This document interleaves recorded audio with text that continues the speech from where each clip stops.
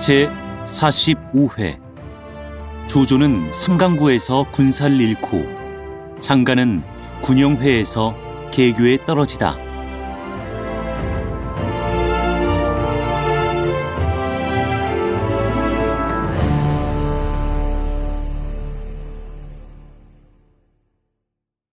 이때 주유는 제갈근의 말을 듣고 공명에게 한을 품어 그를 모살할 마음을 더욱 굳게 먹었다. 이튿날 주유가 군사와 장수들을 점거한 다음 들어가서 손권에게 하직을 고하니 손권이 경은 먼저 가오. 내 곧 군사를 일으켜 뒤미쳐 나가리다 라고 말했다. 주유는 하직하고 물러나와 정보와 노숙과 함께 군사들을 거느리고 떠나는데 공명더러도 같이 가자고 청했다. 공명은 흔연히 그들을 따라 나섰다. 일동은 배에 올라 돛을 달고 하구를 향해 나아갔다. 삼강구에서 5, 60리 떨어진 곳에 이르자 차례로 닻을 내리고 주유는 중앙에 영체를 세우고 언덕 위에 서산을 의지해서 군영을 세워 주위의 군사들을 진쳐놓고 공명에게는 한 척의 작은 배 안에서 혼자 거처하게 했다. 주유는 이렇듯 군사 배치를 하고 나서 공명에게로 사람을 보내서 의논할 일이 있으니 와달라고 청했다. 공명이 중군장에 이르자 인사 끝에 주유가 말했다. 전에 조조는 군사가 적고 원소는 군사가 많았건만 조조가 도리어 원소를 이긴 것은 조조가 허유의 피를 써서 먼저 오소의 양초를 끊었기 때문입니다. 이제 조조의 군사는 83만 명이요. 우리 군사는 단지 5, 6만 명이니 정면으로야 무슨 수로 항거하겠습니까? 역시 조조의 양도를 끊어놓은 뒤라야 깨뜨릴 수 있을 것입니다. 내 이미 조조 군사의 양초가 모두 취철산에 쌓여 있다는 것을 탐지했는데 선생은 그곳에 오래 계셔서 지리를 환희하실 것이라 수고스러우시나마 관우, 장비, 자룡 등을 데리고 밤도와 취철산에 가셔서 조조의 양도를 끊어주십시오. 또한 군사 1000명으로 도와드리리다. 이는 피차 주인을 위해서 하는 일이니 선생은 부디 사양하지 마십시오. 공명은 속으로 이는 바로 나를 달래보다가 안 되니까 계교를 써서 날 해치자는 것인데 내가 사양하면 반드시 웃음거리가 될 것이다. 우선 가겠노라 해놓고 달리 계책을 쓰는 이만 못하겠다 라고 생각하며 흔연히 응낙하니 주유가 크게 기뻐했다. 공명이 하직하고 나가자 노숙이 가만히 주유를 보고 물었다. 공이 공명을 시켜서 양초를 기습하게 하시는 것이 무슨 뜻인가요? 내 공명을 죽이고 싶어도 남이 혹시 웃을까 두려워 조조의 손을 빌려서 저를 죽여 후원을 없애려고 한 것이오. 노숙은 그 말을 듣자 곧 공명을 찾아갔다. 공명이 알고 있나 보려는 것이다. 가보니 공명은 조금 더 어려워하는 기색이 없이 군마를 정돈하고 떠날 차비를 하고 있었다. 노숙은 차마 그대로 두고 볼 수가 없어서 한마디 건네보았다. 선생은 이번에 가시면 성공하실 수 있겠습니까? 공명이 웃으며 대답했다. 나는 수전, 보전, 마전, 거전에 모두 오묘한 수단을 가지고 있으니 어찌 공을 못 이룰까 근심하리까. 귀공이나 주랑 같은 분처럼 한 가지 능한 것밖에 없는 데다가는 비할 것이 아니지요. 나와 공근이 어찌하여 한 가지 능한 것밖에 없다고 합니까? 내 들음에 강남의 어린아이들이 노래를 부르는데 매복하여 관문을 지키는 데는 자경이 능하고 물에서 싸우는 데는 주랑이 으뜸이라라고 합디다. 그러니 공 같은 분은 그저 육지에서 군사나 매복하고 관을 지키는 데만 능하시고 공근은 오직 수전만 하실 줄 알았지 육전에는 능하지 못하지요. 노숙이 그대로 이 말을 주유에게 가서 고하니 주유가 발끈 노했다. 그가 어찌 날더러 육전에는 능하지 못하다고 업신여긴단 말인가. 가릴 것 없이 내가 친히 마군 10,000명을 거느리고 취철산에 가서 조조의 양도를 끊어놓겠소. 노숙이 다시 이 말을 공명에게 가서 하니 공명이 웃으며 당부했다. 공근이 나더러 양도를 끊게 함은 기실 조조의 손을 빌려서 날 없애자는 것이라. 내가 실없는 말을 한마디 한 것인데 공근이 그처럼 노여워하는군요. 지금은 한창 사람을 써야 할 때지요. 오직 오후와 유사군이 동심 협력하셔야 공을 이룰 수 있지. 만일에 서로 모해하려 든다면 대사를 그르칠 것입니다. 조조 도종놈이 원체 꾀가 많아서 평생에 남의 양도 끊기를 잘하는 터에 어찌 제 군량 쌓아둔 곳의 방비를 엄하게 안 했으리까. 공근이 갔다가는 반드시 사로잡힐 것이리다. 지금은 수전으로 먼저 북방 군사의 얘기를 꺾어놓고 그 다음 달리 묘기를 써서 깨뜨려야 할 것이니 자경은 부디 공근에게 말씀을 잘 드려주십시오. 노숙이 그 밤으로 돌아가서 주유를 보고 공명이 한 말을 낱낱이 전하니 주유는 머리를 끄덕이고 발을 굴렀다. 이 사람의 식견이 나보다 10배나 나으니 지금 없애버리지 않았다가는 뒤에 반드시 우리의 화가 될 것이오. 그러나 노숙은 지금은 사람을 써야 할 때니 바라건대 나라를 중히 여기시고 조조를 깨뜨린 뒤에 그를 도모하더라도 늦지는 않을 것입니다. 하고 좋은 말로 권했다. 주인은 그의 말을 옳게 여겼다.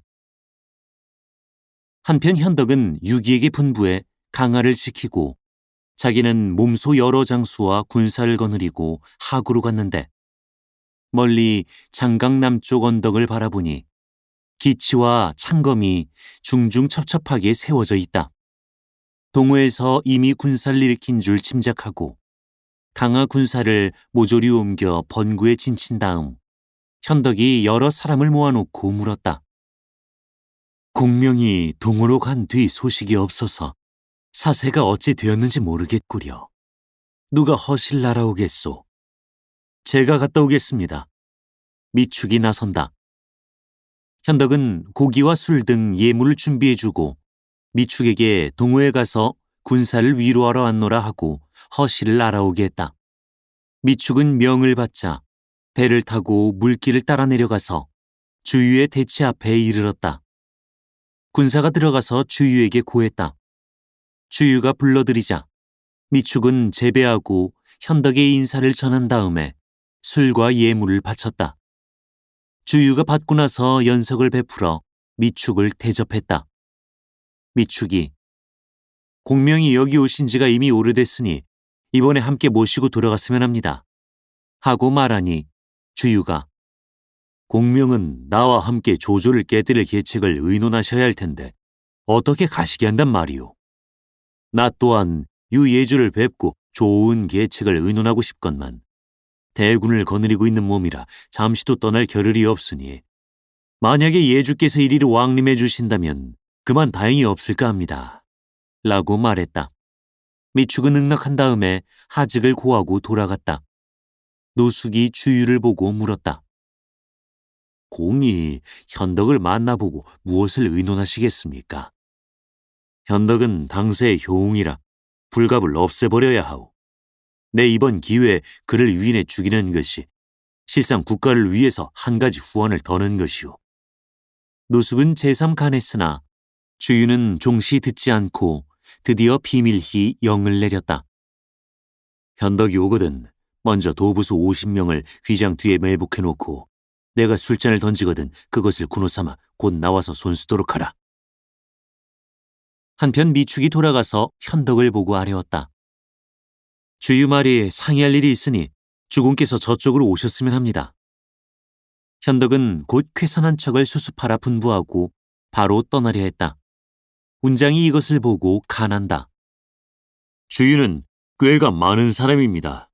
또한 공명의 서신이 없으니 무슨 관계가 있는 것 같습니다. 경솔히 가실 일이 아닙니다. 내가 지금 동호와 손을 잡고 함께 조조를 치려고 하면서 주랑이 나를 보려 하는데 안 가본다면 신의를 저버리는 것일세. 서로 의심하고 시기해서야 일이 되겠나. 형님께서 기어이 가시겠으면 제가 같이 모시고 가겠습니다. 창비도 나선다. 나도 따라가겠소. 운장만 나와 함께 가고 익덕은 자룡과 영체를 지키고 간홍은 악현을 지키도록 하라. 내 갔다가 곧 돌아오마. 현덕은 분부하기를 마치자 즉시 운장과 함께 배에 올라 종자 20여 명을 데리고 노를 팥비 저어 강동으로 내려갔다. 강동에 가보니 정기를 연이은 대소전함과 갑주를 어멈히 떨쳐 입은 병사들이 좌우에 정연하게 버려 있다. 현덕은 심히 기뻐했다. 군사가 나는 듯이 들어가서 주유에게 고했다. 유예주께서 오셨소이다. 대체 배를 몇 척이나 가지고 왔더냐? 단지 배 한 척에 종자가 20여 명뿐입니다. 주유는 빙긋이 웃으며 이 사람이 이제는 다 살았군 하고 도부수들을 매복시킨 다음 대체에서 나가 그를 영접했다. 현덕은 운장 등 20여인을 데리고 중군장으로 들어갔다.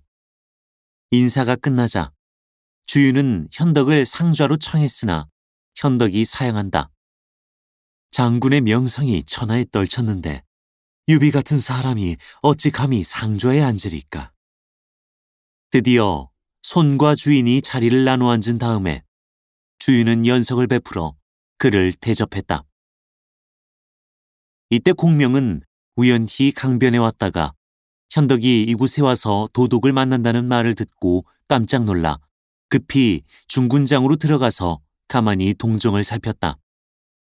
주유의 얼굴에는 살기가 가득하고 양편 휘장 뒤에는 도부수들이 꽉 차 있었다. 이 일을 어찌하면 좋겠는가? 공명이 소스라치게 놀라 현덕을 보니 그는 태연하게 앉아서 웃으며 이야기하고 다시 보니 그의 등 뒤에 한 사람이 칼을 안고 서 있는데 곧 관운장이다. 공명은 기뻐서 우리 주공께서는 무사하시겠다 하고는 안에 들어가지 않고 도로 나와 강변으로 가서 기다렸다. 한편 주유는 현덕과 술을 마셨다. 술이 서너 순 돌았을 때 주유는 자리에서 일어나 잔을 잡다가 문득 운장이 칼을 안고 현덕의 등 뒤에 서 있는 것을 보고 황망히 물었다. 저 사람은 누굽니까? 내 아우 관운장입니다. 전일에 안리양과 몬추를 뵌 사람이 아닙니까? 그렇소이다. 주유는 어찌나 놀랐던지 등에 식은땀이 쫙 흘렀다. 그는 술을 따라서 운장에게 권했다. 그러는데 노숙이 들어왔다. 현덕은 그를 보고 청했다. 공명이 어디 있습니까? 자경은 부디 그를 청해 한번 만나보게 해주시오. 노숙이 조조를 깨뜨린 다음 공명과 서로 보시더라도 늦지는 않을 것입니다. 하고 말해서 현덕은 감히 2번 청하지 못했다. 이때 운장이 현덕에게 눈짓했다. 현덕은 그 뜻을 알아차리고 즉시 자리에서 몸을 일으켜 주유에게 작별을 고했다. 오늘은 이만 하직을 고하고 돌아가겠소이다. 앞으로 적을 깨뜨려 공을 거두신 뒤에 따로 갖추어 할의 말씀을 드리러 다시 오겠소이다. 주유가 또한 굳이 붙잡지 못하고 원문 밖까지 그를 배웅했다. 현덕이 주유와 작별하고 운장 등과 함께 강변으로 나오니 공명이 배 안에서 기다리고 있었다. 현덕은 크게 기뻐했으나 공명이 한마디 했다. 주공께서 오늘 위태하셨던 것을 아십니까? 현덕은 악연히 놀라며 대답했다. 모릅니다. 만약에 운장만 없었다면 주공께서는 그만 주랑의 손에 해를 입으셨을 것입니다. 공명이 일러주자 그제야 현덕은 깨닫고 공명더러 함께 번구로 돌아가자고 청했다. 저는 비록 호구에 있어도 편안하기가 태산 같습니다. 이제 주공께서는 선척과 군마를 수습해 두시고 11월 20일 갑자일을 기약해서 자룡에게 작은 배를 타고 남쪽 강변에 와서 기다리고 있게 하시되 행여나 어김없도록 해주십시오. 하고 공명이 말해서 현덕은 그 뜻을 물었으나 다만 동남풍이 일어나는 것만 보면 저는 곧 돌아가겠습니다. 라고 할 뿐이다. 현덕이 다시 물으려 하자 공명은 빨리 떠나라고 재촉하며 말을 마치자 곧 돌아갔다. 현덕이 운장과 종인들과 더불어 배를 내어 돌아가는데 몇 리를 안 가서 문득 상류로부터 5, 60척 배가 내려오니 뱃머리에 창을 비껴잡고 선 대장은 곧 장비다. 그는 현덕에게 무슨 일이 생겼을 때 운장이 혼자서 감당해내기 어려울 것을 염려해서 적응하러 오는 길이었다. 이리하여 세 사람은 함께 영채로 돌아갔는데 이 이야기는 더 하지 않기로 한다. 한편 주유가 현덕을 배웅하고 나서 대체 안으로 돌아오니 노숙이 들어와서 물었다. 공이 현덕을 이곳까지 유인해 놓으시고 어찌하여 손쓰지 않으셨습니까? 관운장, 그는 범 같은 장수인데 현덕이 서나 앉으나 곁을 떠나지 않으니 만일에 내가 손쓰려 했다가는 그가 나를 해치려 들 것이 아니겠소. 그 말을 듣고 노숙이 악연히 놀랐는데 이때 문득 사람이 고하되 조조에게서 사자가 글을 가지고 왔다고 한다. 주유는 그를 불러들였다. 그러나 막상 사자가 들어와서 올리는 글을 주유가 받아서 보니 겉봉에 한해 대승상이 주 도독에게 붙이노라 라고 쓰여 있다. 주유는 크게 노해서 서신을 펴보려고도 하지 않고 그대로 북북 찢어서 땅에 내던진 다음 사자를 내다 목을 베라고 호령했다. 두 나라가 서로 싸울 때도 사자는 베지 않는 법입니다. 하고 노숙이 말렸으나 그 말을 들어줄 주유가 아니다. 사자를 베서 위험을 보이자는 것이오. 주유는 마침내 사자를 베어 그 수급을 종인에게 주어 돌려보냈다. 그러고는 즉시 감령을 선봉으로 삼고 한당을 좌익으로 삼고 장음을 우익으로 삼고 주유 자기는 몸소 여러 장수를 거느리고 접응하기로 한 다음 이튿날 사경에 밥을 지어 먹고 오경에 배를 내어 북치고 고함 지르며 앞으로 나아갔다. 한편 조조는 주유가 자기 글을 찢고 사자를 벤 것을 알자 크게 노해서 즉시 채모와 장윤 등 형주에서 항복한 장수들을 전군으로 삼고 조조 자기는 후군이 되어 전선들을 재촉해 나갔다. 삼강구에 이르니 이때 벌써 동호의 전선들이 강을 까맣게 덮고 오는데 앞장선 대장 한 사람이 뱃머리에 앉아서 나는 감령이다. 누가 감히 와서 나하고 한번 싸워보겠느냐? 하고 큰 소리로 불렀다. 채모는 제아우 채운에게 영을 내려서 앞으로 나갔다. 두 배가 서로 가까워지자 감령은 활에 살을 먹여들고 채운을 겨누어 힘껏 쐈다. 시위 소리에 응해서 채운이 살을 맞고 거꾸러졌다. 감령은 즉시 배를 몰아서 급히 나가며 사수들을 시켜 일시에 쇠뇌를 쐈다. 조조의 군사들이 막아내지 못하는데 오른편의 장음과 왼편의 한당이 바로 조조의 함대 한가운데로 쳐들어간다. 조조 군사의 태반이 청주와 서주 출신들이라 본래 수전에는 익숙하지 못해서 대강 위 전선이 한 번 흔들리자 몸을 가누고 서 있지 못하는 형편인데 감령 등 동호의 삼로 전선들은 물 위를 가로 세로 거침없이 오간다. 주유가 또한 배들을 재촉해서 싸움을 도우니 조조 수하의 군사들이 화살과 쇠뇌에 맞은 자가 부지기수다. 사시부터 미시까지 그대로 들이쳐서 주유가 비록 이겼으나 아군 군사는 적고 적의 군사가 많은 것이 두려워 징을 쳐서 전선들을 걷어들였다. 조조의 군사들이 패해서 돌아가자 조조는 육지 위에 대체로 올라가서 다시 군사를 정돈한 다음에 채무와 장윤을 불러놓고 꾸짖었다. 동호 군사는 적은데 우리가 도리어 패한 것은 너희들이 해이했기 때문이 아니냐. 형주 수군은 오랫동안 조련을 못 받은 데다가 청주와 서주 군사들은 또한 본시 수전에 익숙하지 못해서 그만 패한 것입니다. 마땅히 수채부터 먼저 세워놓은 다음에 청주와 서주 군사들을 난에 있게 하고 형주 군사는 밖에 가 있게 해 매일 가르치고 익혀서 아주 익숙해지면 쓸 수 있을까 합니다. 채무가 아뢰는 말이었다. 조조가 너희들이 이미 수군 도독으로 있는 바에야 편의대로 할 일이지 구태여 내게 구할 것이 무엇이냐? 하고 말해서 장윤과 채모 두 사람이 물러나와 수군을 훈련하는데 장강연안 일대에 수문 24개를 만들어 놓고 큰 배들은 밖에 늘어세워서 성곽을 삼고 작은 배들은 안에서 왕래하게 하며 밤이면 일제히 등불을 켜게 하니 하늘과 물 위가 낫같이 밝고 육지의 대체가 쭉 늘어선 300여리에 봉화가 그치지 않았다. 한편 주유는 싸움에 이기고 대체로 돌아가자 삼군의 후히 상을 내리는 한편 사람을 오후에게 보내서 첩보를 놀리게 했다. 이날 밤에 주유가 높은 데 올라 바라보니 서쪽 연안의 화광이 하늘에 닿았다. 저것이 모두 북군 등불이 비치는 것이옵니다.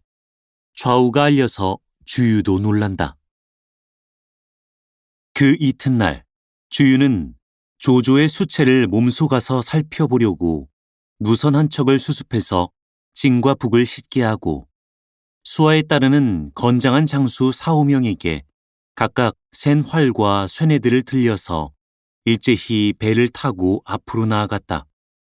조조의 수채가에 이르자 주유는 닻을 내리고 풍악을 울리게 한 다음에 가만히 조조의 수채를 엿보다 크게 놀라서 이는 수군의 묘리를 깊이 얻은 것이다 하고 좌우를 돌아보며 물었다. 수군 도독이 누구냐? 좌우가 아뢰었다.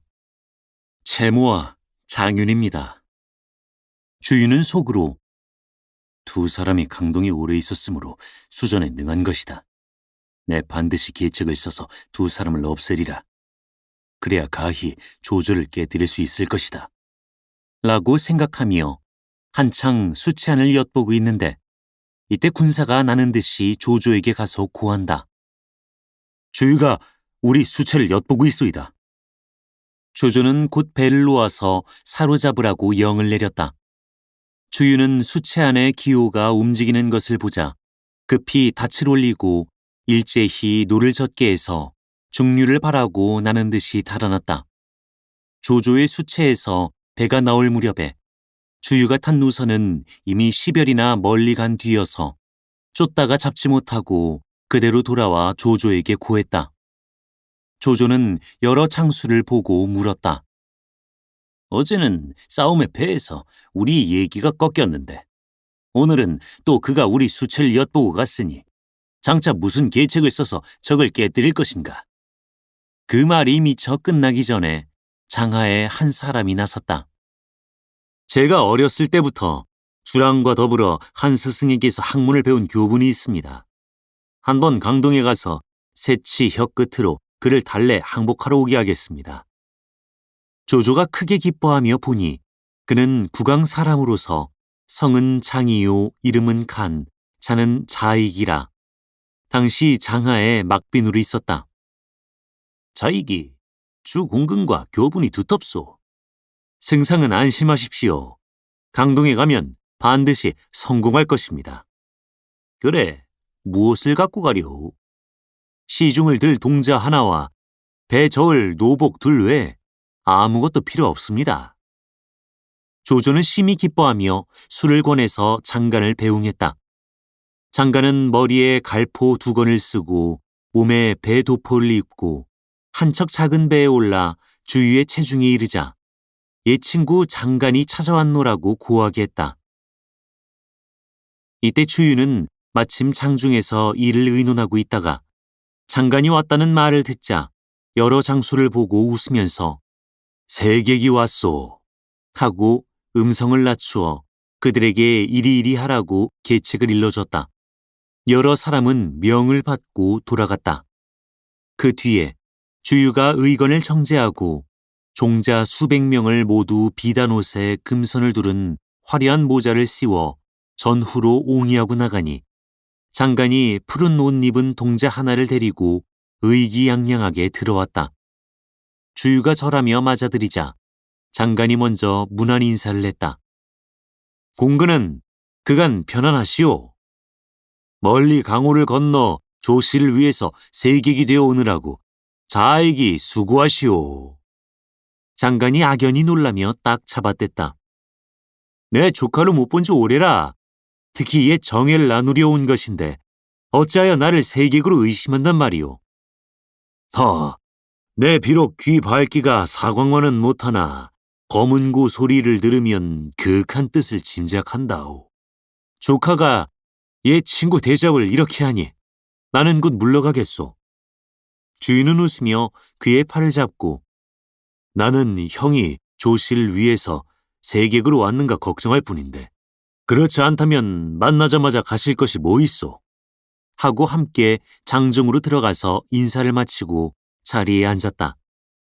주인은 곧 영을 전해서 강동의 영걸들을 모조리 불러 자익과 서로 보기했다. 잠시 지나서 문관과 무장은 각기 비던 옷을 몸에 걸치고 장하의 편장과 비장들은 모두 은빛 갑옷을 입고서 두 줄로 나뉘어 들어왔다. 주유가 인사하라고 일러서 모두 서로 본 다음에 양쪽으로 나뉘어 자리 잡고 앉자 연석을 크게 베풀었다.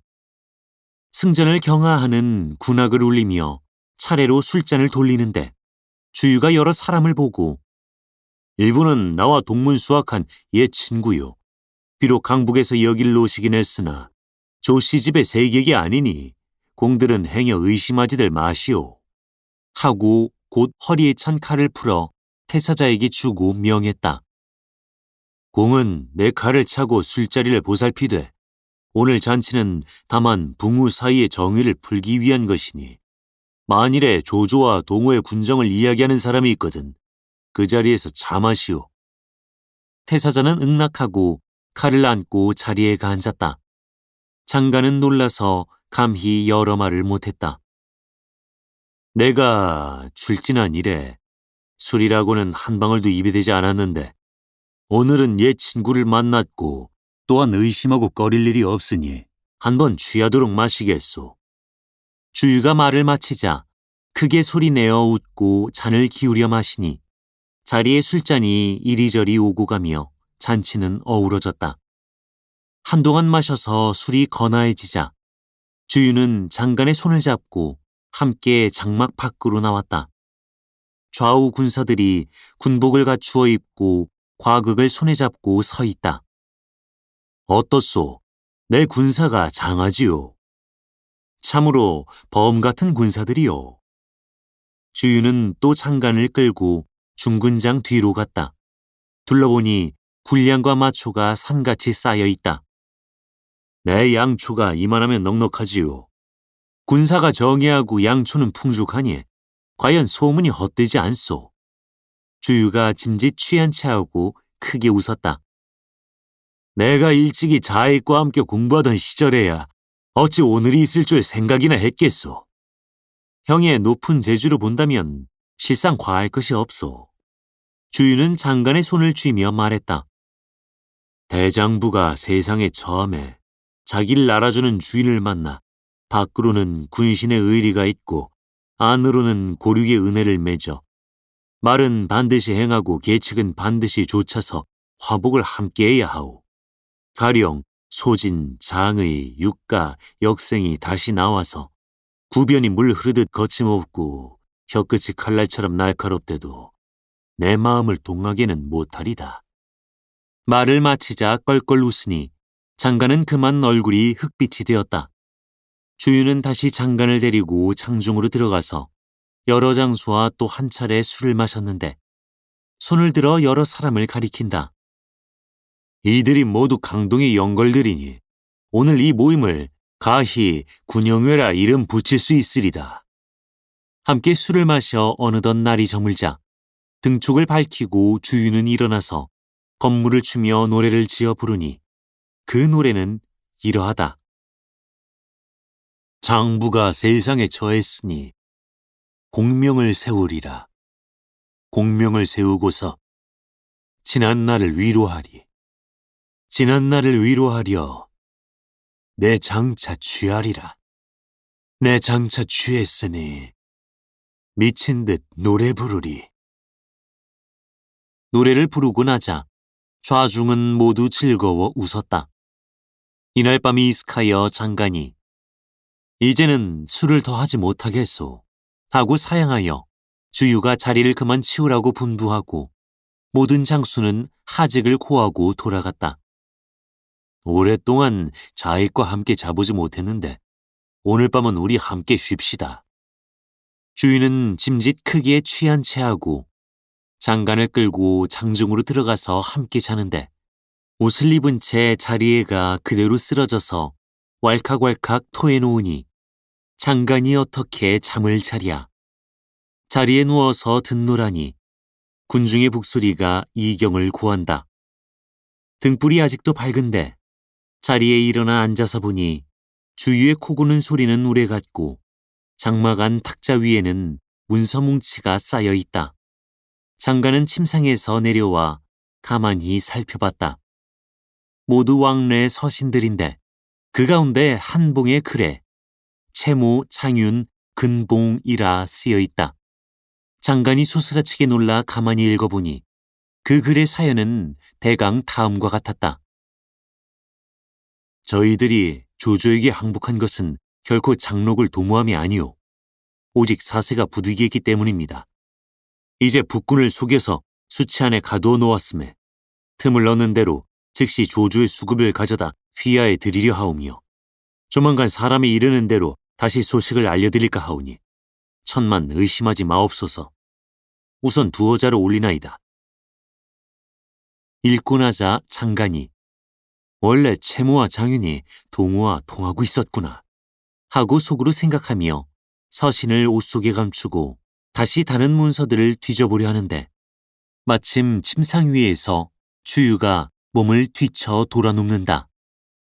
그는 급히 불을 끄고 자리에 누웠다. 그러자 주유가 입속말로 자익, 내 이제 수일 내로 조족이 수급을 보여줄 테야 하고 중얼중얼 잠꼬대를 했다. 장관이 마지못해 대답하는데 주유가 다시 자익, 조금만 기다리라고. 이제 조족의 수급을 보여줄 테니 하고 말해서 장관이 한마디 물어보려니까 주유는 깊이 잠들었다. 장관이 꼼짝 않고 자리에 누워있으려니까 사경심하여 웬 사람이 장중으로 들어와서 부르는 소리가 들렸다. 도독은 주무십니까? 주유는 꿈을 꾸다 문득 깨어난 사람 모양으로 그 사람을 보고 물었다. 여기서 자는 사람이 누군가? 그 사람이 도독께서 자익과 함께 쉬자고 하시고서 잊으셨습니까? 하고 답하자 주유는 내가 평소에 술을 먹고 취한 적이 없었는데 어제는 그만 만취해서 대체 무슨 말을 했는지 모르겠구먼 이라고 했다.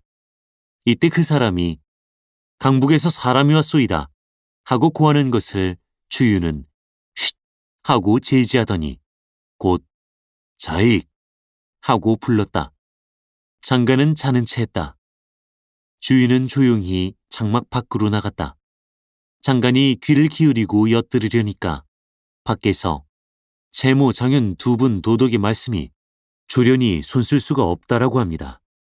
하고 말하는 소리가 들려오고 그 다음은 목소리가 낮아서 무슨 소린지 알아들을 수가 없었다. 조금 있다가 주유가 장중으로 들어오더니 또 한 번 자익 하고 불렀다. 장관은 대꾸를 안고 머리 위까지 이불을 들쓰고 그저 자는 채 했다. 주유도 옷을 벗고 자리에 누웠다. 장관은 속으로 주유는 면밀한 사람이라 날이 밝은 뒤에 그를 찾아봐서 없으면 필연 나를 해칠 것이야 라고 생각하며 오경이 되자 자리에서 일어나 주유를 불러봤다. 주유는 잠이 들어 대답이 없다. 장관은 두건을 쓰고 발소리가 나지 않게 가만히 걸어서 밖으로 나왔다. 그가 동자를 불러서 데리고 바로 원문으로 나오는데 문 지키는 군사가 물었다. 선생은 어디를 가십니까? 내가 이곳에 있는 것이 도독에게 방해될까 싶어 하직하고 돌아가는 길이야. 장관이 이렇게 말하니 군사들도 그를 막으려 하지 않았다. 장관은 배에 오르자 노지를 재촉해서 나는 듯이 돌아가 조조를 봤다. 그래, 자익이 보러 갔던 일은 어찌 되었소? 주유가 원체 사람이 고명하고 지조가 굳어서 여간한 말로는 움직여 볼 수 없더이다. 조조는 노했다. 그러면 일은 일대로 되지도 않고 도리어 저들의 웃음만 산 것이오. 비록 주유는 달래지 못했습니다마는 그 대신 꼭 승상께 말씀드려야 할 일을 한 가지 알아 가지고 왔으니 부디 좌우를 물리쳐 주십시오. 장관은 가만히 이렇게 말하고 곧 서신을 내놓고 자기가 보고 들은 일을 낱낱이 조조에게 고했다. 두 도적놈이 이렇듯 무례할 수가 있단 말이냐. 조조는 크게 노해 즉시 채무와 장윤을 장하로 불러들여서 분부를 내렸다.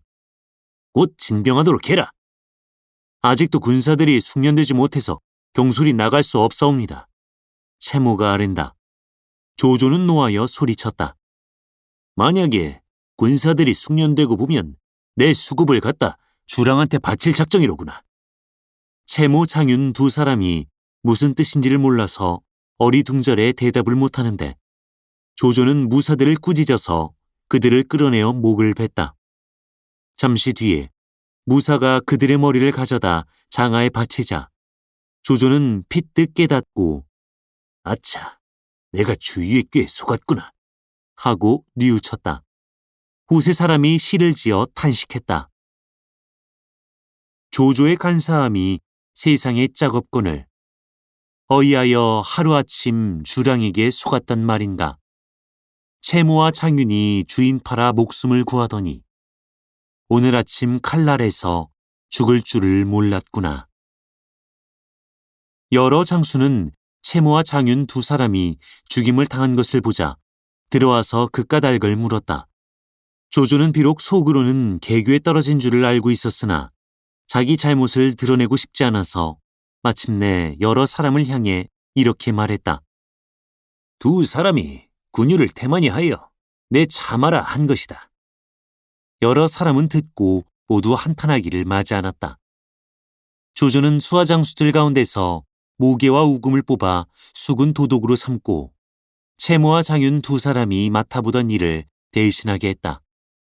세작이 이 소식을 탐지해 강동에 고하니 주인은 듣고 크게 기뻐하며 내가 마음에 꺼리던 바는 그 두 사람이었는데 이제 다행히 없애버렸으니 다시는 아무 근심이 없겠다 라고 말했다. 노숙이 있다가 도독이 용병하시길 이렇듯 하시니 어찌 조조라고 깨뜨리지 못할까 걱정하십니까? 하고 치하하자 주유는 그에게 신신당부했다. 내가 생각하기에 여러 장수는 다 이 계책을 알고 있지 못할 것이나 오직 제갈량은 그 식견이 나보다 나으니 아마 이번 계책도 그를 속이지는 못했을 것이다. 자경은 가서 한번 말을 걸어 그가 이 일을 아나 모르나 눈치를 보시고 곧 회부해 주셨으면 좋겠습니다. 반간계 성공시키더니 서늘히 지켜보던 일을 시험하러 보낸다. 노숙이 공명에게로 알아보러 간 일이 대체 어찌 될 것인고 다음 회를 보라.